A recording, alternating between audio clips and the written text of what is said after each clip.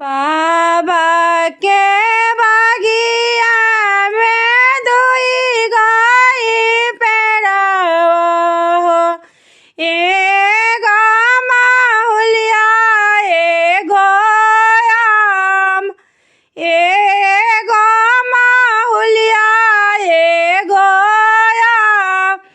हो पासीता सुंदर झुलुआ लगावेली, खेलता खेलता भइले रात, खेलता खेलता भइले रात।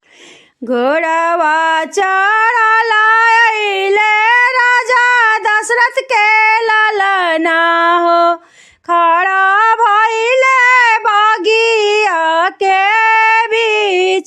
घोड़वा चढ़ल भइले राजा के लड़िकवा हो, खड़ा भइला बगिया के बीच।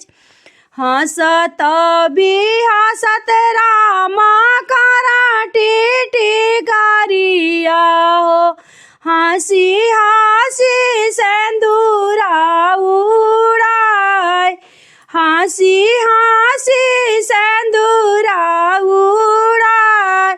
सिंदूरा जे उड़े भरे सीता के मंगिया हो, सीता सुंदर रवा बिलखाय,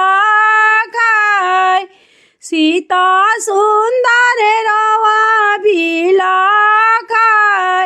रोवत बिलखत सीता घर के लौटली हो, आम पूछली भेदलाई, आम पूछली भेदलाई।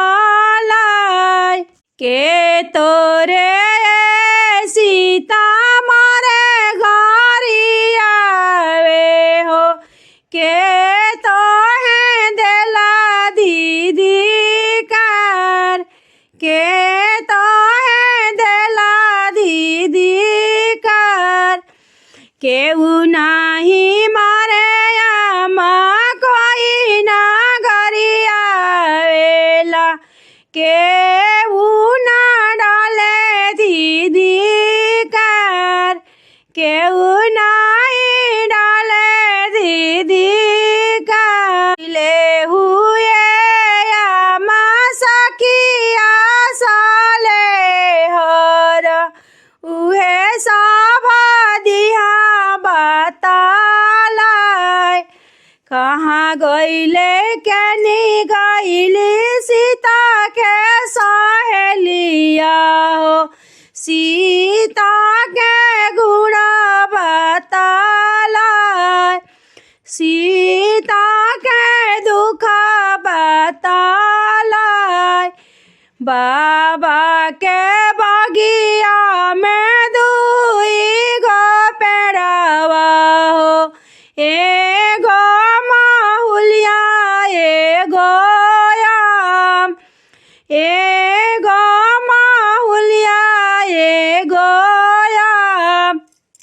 तेहू सीता सुंदर झुलुआ लगावेली, खेलता खेलता भइले रात।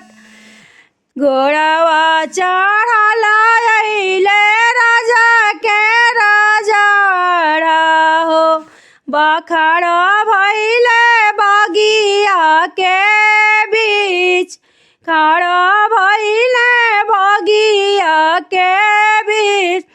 हंसत बिहसत त सिंदूरा उड़ावेले, भरी जाला सीताजी के मांग, भरी जाला सीताजी का मांग। चुप हो